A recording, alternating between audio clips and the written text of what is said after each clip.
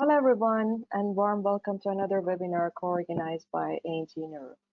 My name is Farnoosh, I'm the head of education, and very happy to be hosting today's session on neurorehabilitation for Parkinson's disease, investigating whether remote rsEEG can be used as a valid predictive measure of short-term plasticity.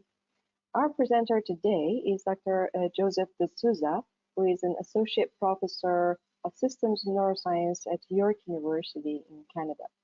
His specific research interests lie within the realms of converting multisensory signals of vision, audition, and touch into motor movements of the eyes, hand, and body, and how these mechanisms are modulated by various mechanisms of short and long-term cognitive control, attention, and suppression.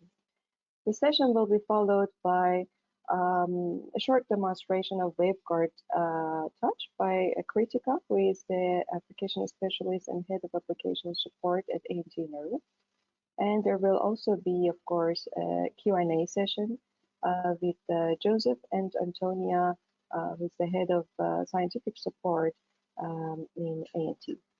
Before we get to the demonstration, presentation, like previous events, I'd like to mention a few points who are familiar, who want to familiar themselves with this platform.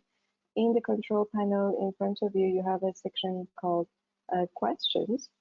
So please feel free to use that in the course of the session to send us your questions, and we can, of course, discuss them during Q&A as far as the timing allows. Also, during the webinar, there will be some poll questions, and we will be very happy if you contribute to those, as we will share the results live. So let's get started, Joe. Thanks a lot for being with us here today and accepting our invitation. Much appreciated. And the screen is yours. We are looking forward to hearing your interesting research. Great. Thank you, Farnoosh, for the great introduction. I can't see anybody other than myself, so I'm going to put the screen off. But what I would love for any one of you to do, if you are allowed to in this format, if you have a question during any of the slides, just bring it up. If you can, break through and say hello. Okay, so now I'm going to talk to you about a little story we've been playing with for about a decade now, where we're looking at how the brain learns and how the brain is processing visualization of a sequence of movements. And so what you see here in the yellow box is expert ballerinas at work, and they're learning a sequence of movements to music. And what they do is they do this in the studio, they perform it on stage, we follow them for almost 8 months, and we see how their brain does this. In the scanner at York here, what we do is we play the music that they were learning in the studio as the cue to remind them what they are learning, right?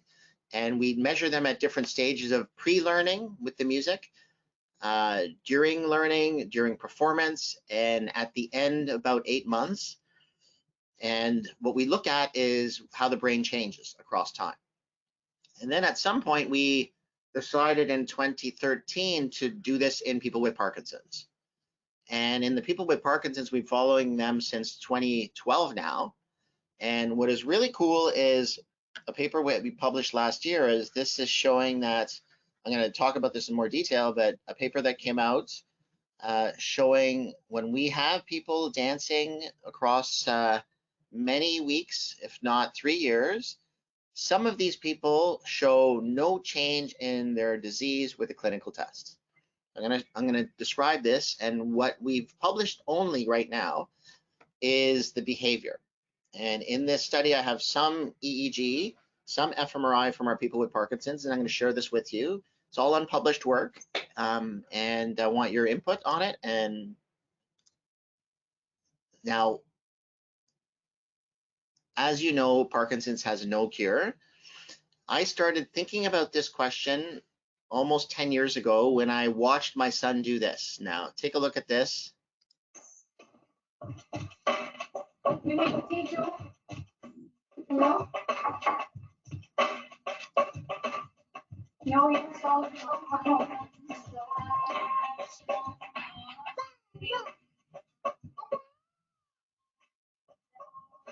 So what's cool, this is a Sinead O'Connor song, and it's a James Brown beat to it. She sampled it, and it has a great beat and pulse. My son got these drums about a few months before this, and he started moving to music at 1 year, a little after 1 year.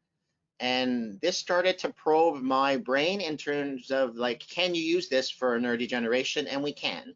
And other people have done this. So this was around 2011 when my son was born, 2010. Only now, as of like a couple of days ago when I made this slide, there's only 181 papers looking at Parkinson's disease and music and dance training and beat perception. So this is a group, Jessica Grawn at Western had the most recent paper that just came out. And most of these papers are looking at behavior. We're looking at what happens in behavior and then correlating it to brain function. So I have a question in the poll, if we can throw this up for Anush. And we'll get a sample of what neurodegeneration is going to cost us, at least in the US. I'm not in the US, I'm in Canada, but a paper came out. So just click which one of these, 2 billion, 40 billion, 120 billion, or 800 billion.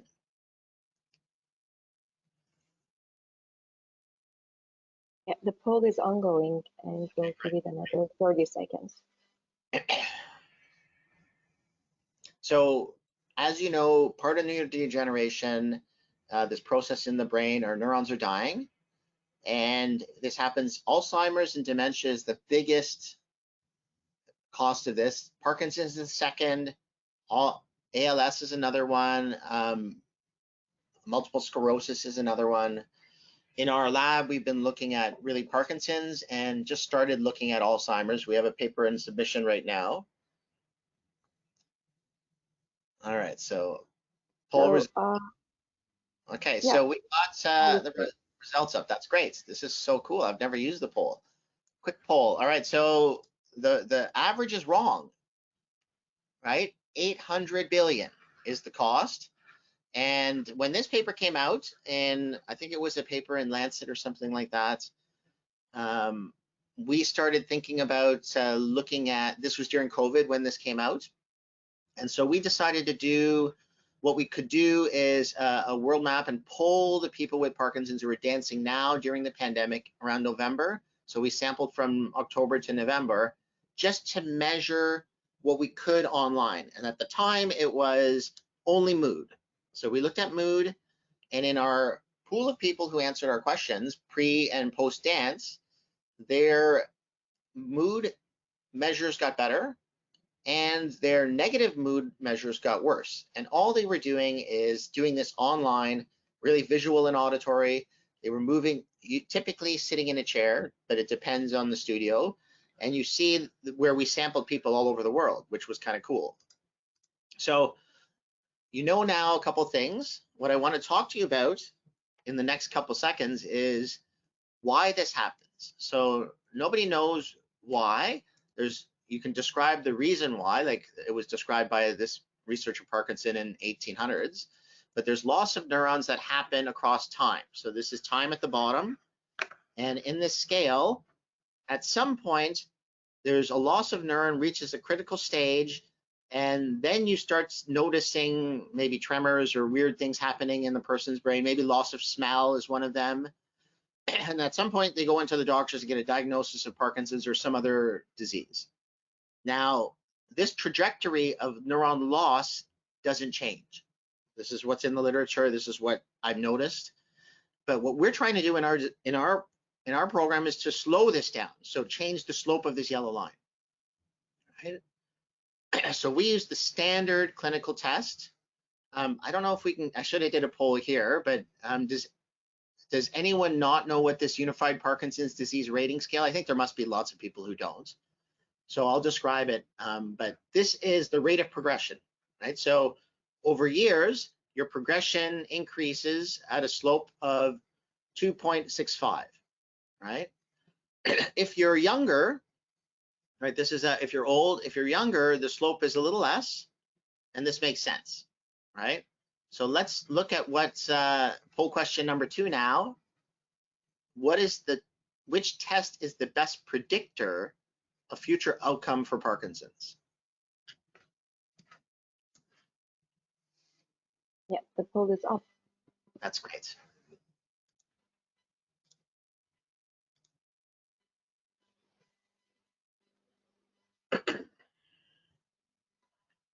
So you guys were wrong on the first one on average of the, how many people we have? 29 people. The average was a little younger. So let's see. And the number 4 should be, I think I might have made a typo when I sent this to Farnoosh. It should be visual instead of Asian. Yep.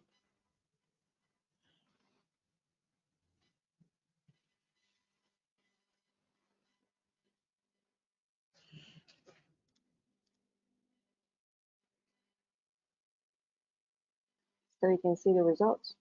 Smell and vestibular, that's great. Yeah, so this makes perfect sense, the poll, because vestibular is directly related to balance. It's harder to measure in a dance studio or other places. Our first study looking at kind of predictors, smell. So there's a test called the University of Pennsylvania smell test, and smell is the best predictor, this smelling test that predicts Parkinson's very highly. We had a paper on this come out last year, and we'll show you it's in a couple slides, but our first paper in Parkinson's only came out in 2017, this one, where we looked at balance and gait. So balance and gait are directly linked to the vestibular system and visual, not Asian. But yeah, so we did this, and all we did was replicate the 30 or 40 other papers that were out in the literature at the time. And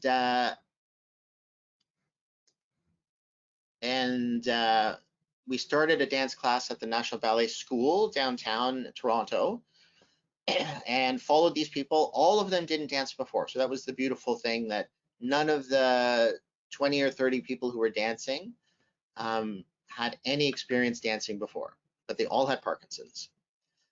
Then what we did is we started using this clinical test, the Unified Parkinson's Disease Rating Scale. This is what every clinician in the world would use in their clinical office.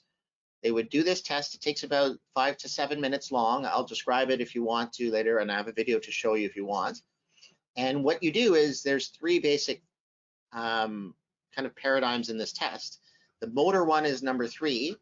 And what we did is we did this before class and after class. So this is kind of our model we developed. We were pre-testing before dance class, and they do a couple of non-motor. They do a cognitive assessment one, some more non-motor tests, this movement disorders, Unified Parkinson's Disease Rating Scale they do, which is a video that we record. And then they do resting state EEG 3 minutes before, and a 6-minute one total, randomly assigned to eyes open or eyes closed to look at the difference between alpha rhythm, because it was only a 14-channel epic or emotive epic cap that we decided to use because we were taking it to the studio. And the utmost importance in these studies when we started is it was exploratory. This is an observational study where people are dancing in a community dance class. And what we wanted to do is get something that's super fast so that this person here, or this person here, or this person here, all these people except these 2, we tested all these years. And what we wanted to do is measure EEG and then be able to correlate this to their motor impairments and their non-motor impairments, which we started to do as well. Then we do everything else again, except the cognitive and the non-motor symptoms. So we do PANS-X is an emotional mood measure. We do the same video of this, and then the same EEG. And then we give them a binder to take home, all the non-motor symptoms that the caregiver and the person can do. and then they would give this binder the next week when they come to dance class. So I'm just going to talk about this movement section, the pre-post, for the rest of the lecture, and we can bring up the mood stuff later and other stuff in the question period if you want to. So of course, like a few other groups in the world, Gavin Earhart's group and Madeline Hackney's group in Atlanta, we also found in our pool of people, I think this was close to 20 people with Parkinson's. So higher on this scale is worse in their motor domain, and lower I would be around a 0. Most of you in the audience, if you don't have Parkinson's or another disease, you would be lower, and there's no significant difference, of course, before and after. But what was neat is after class, they are a little better. There was a paper that came out about 5 years ago talking about how medication could be part of this too. So when people come to dance class, if they're about to dance, so they come to the dance class and they're going to sit here for about 20 minutes and then they're going to move through space for about 30 to 40 minutes. They would take their medication just before so that they know that they're going to be the best in their behavior in their motor domain so that they don't fall, right? So that could be also a decaying of L-DOPA or the medication they take. So we did not control for that in this, and no other group has in the world at this stage. So what I do want to show you is this breaking down this video, because I think it's important to see. So I'm going to just show you a recording of this video. So just. Can you guys see this video? Yes, we can. All right, great. So it's no medication, no Parkinson's. So we'll get. So.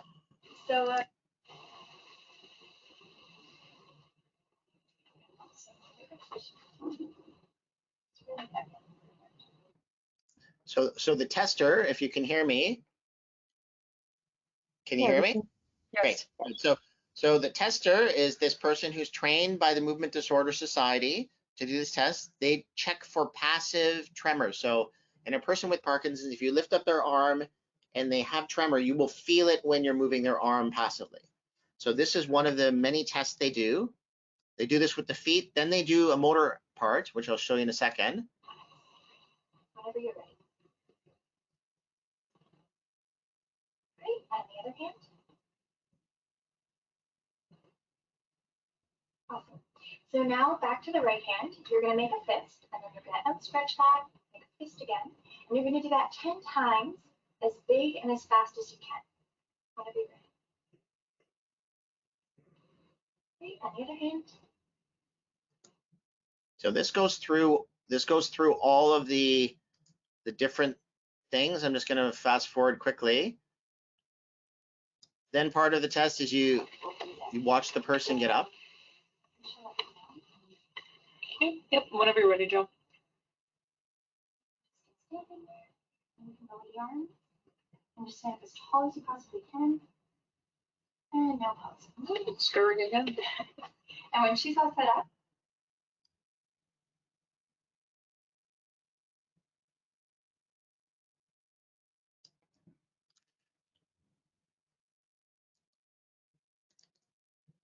All right, so you get the gist of this. It's pretty simple.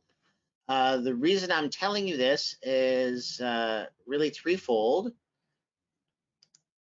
And I think it's very important to, in the literature, most of this testing has been done with one clinician in the room scoring the person's behavior on all those multiple tests in a clipboard.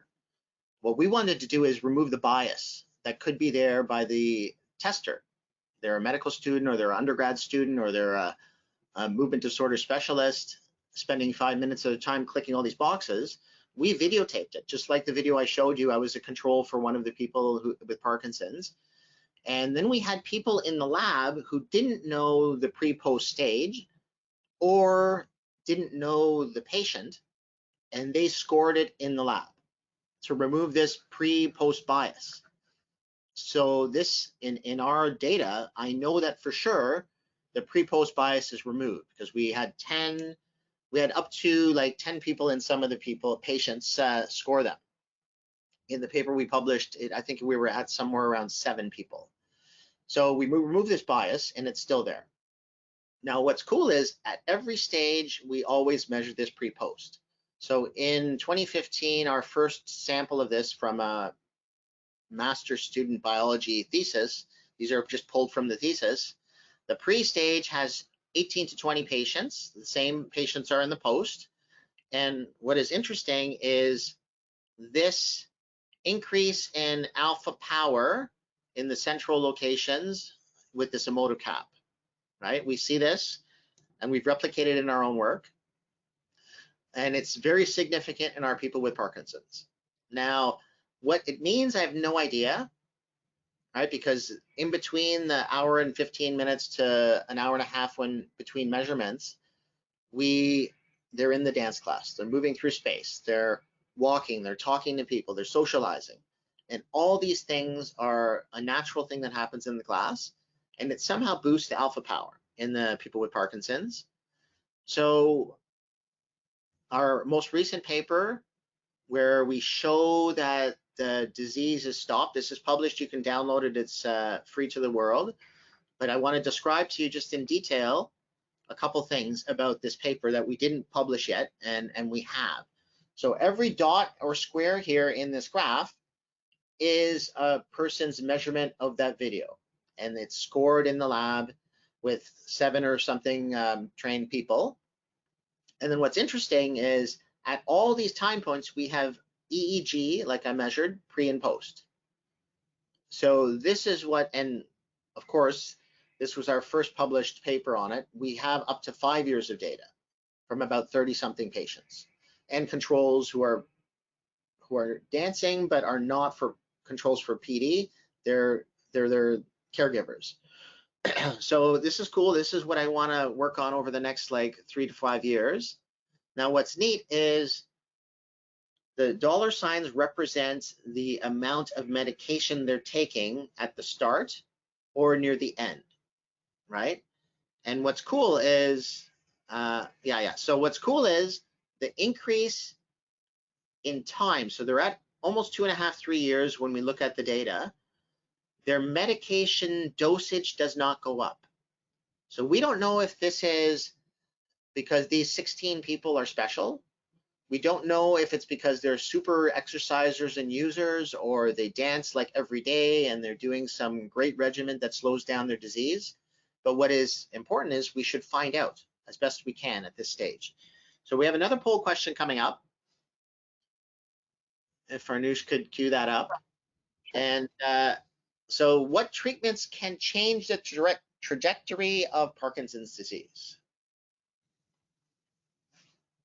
This is a direct test, yeah.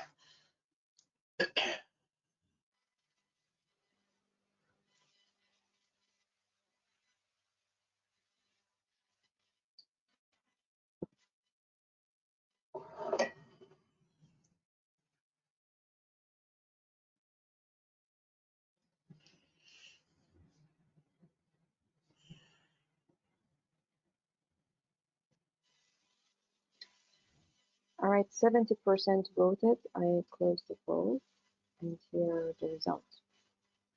All right, yeah, so we have exercise and dancing, yeah, and they're perfect, and socializing is part, yeah, whoever put socializing, thank you.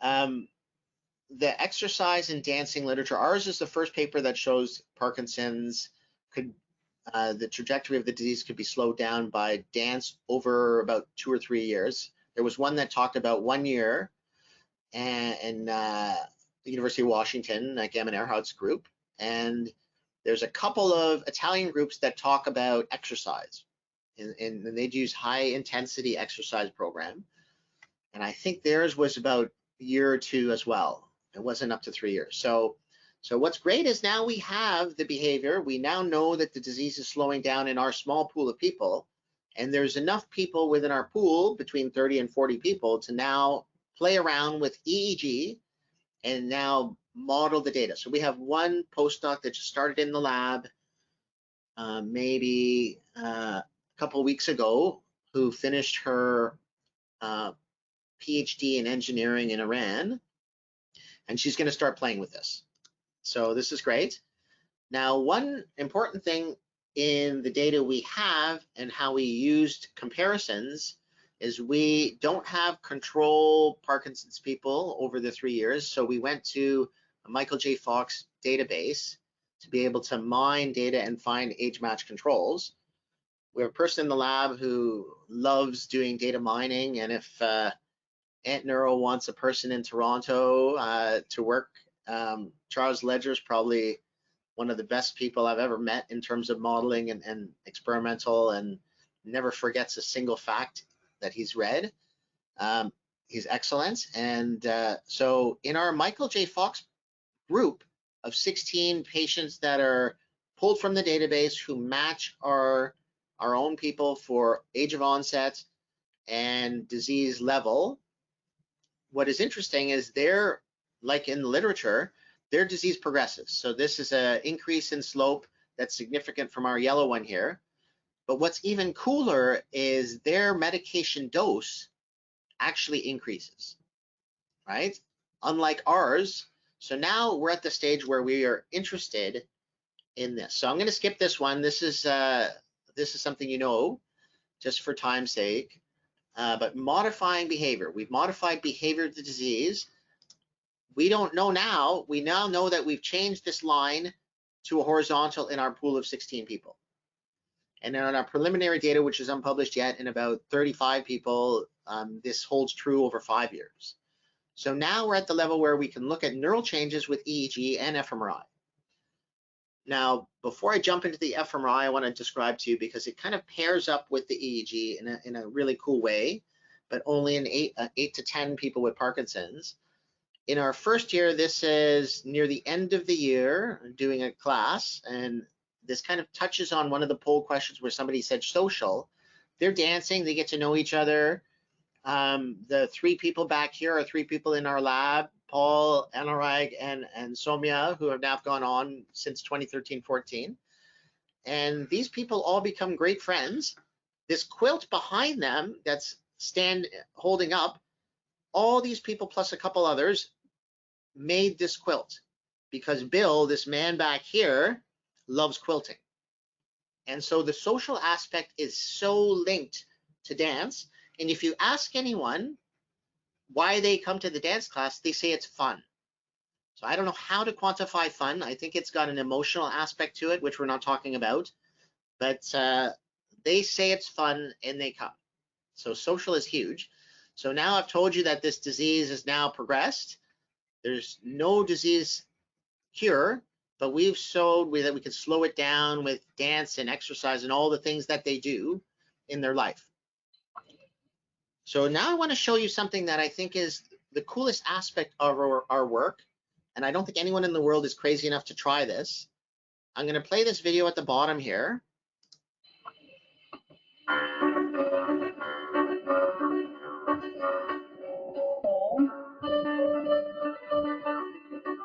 Eight,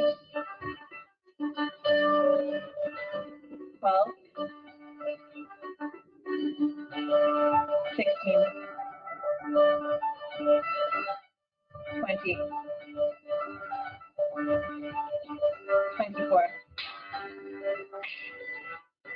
28, 32, 36, 40, 44, 40. So what's cool about that is we're interested in these neural mechanisms behind dance to be able to learn some of the aspects of the neural signals. Yeah, I got that there's 5 minutes left. It's no perfect. And so what's cool is we use sound, which would be in the auditory cortex, which is part of the beat perception, part of the music, to train a person to be able to know what the next step is or know what the next movement is. Action is an area, huge chunk of the brain. Motor areas, parietal cortex, premotor cortex, supplementary motor area. And so this is now signifying that, right? They learn, you learn through your whole life, you become an expert. This is my guy doing the beat perception at a year. And what ends up happening is you have a neural matrix of your experiences. What we do in the MRI is play nothing other than a black screen, a fixation cross, and then play that music to them that they're learning. We do this at one time before they really learn any of the music. We do it at another time in December. We do it then in January, about near the end of January, and then we do it in April, right? And then we look at this neural matrix of these people. I'm gonna skip that. So in our expert dancers, what was cool is you got auditory areas, you got supplementary motor. In the control dancers who are expert dancers but did not learn dance, they don't get SMA activated because they don't learn steps to it in the dance studio. The purple here and the green here is a foot localizer where they move their foot in the scanner, right, to be able to map out supplementary motor and motor areas. In our expert dancers, oh yeah, let's show this. This is the coolest thing, and then I'll kind of end off here. So at the first time point, this is 1 minute of music. So the music ends at 0. We have 1 minute. This is the signal from SMA and the expert dancers. And this is an average of the gray bar, which is 1 minute of music. This is 1 week later. This is 7 weeks later. And at 34 weeks, I would do a poll, but let's skip for time. At 34 weeks, the signal in SMA in the cortex comes down to the level of almost pre-learning, right? So we now have a profile of learning, which has this inverted U shape from SMA. What's cool is in basal ganglia areas, head of the caudate in these expert dancers and putamen, the signal goes up but doesn't come back down.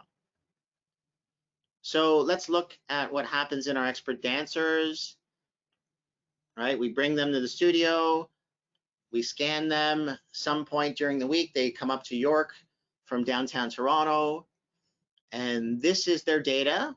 It looks almost exactly the same as the expert dancers. You get auditory cortex, you get supplementary motor areas, you get some other stuff.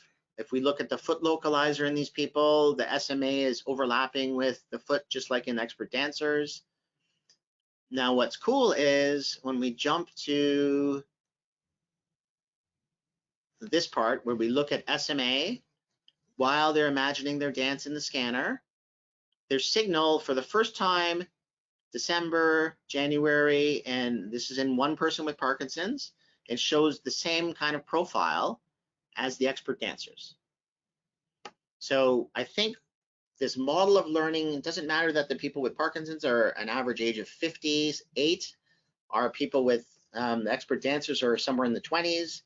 The model of learning that they do in the studio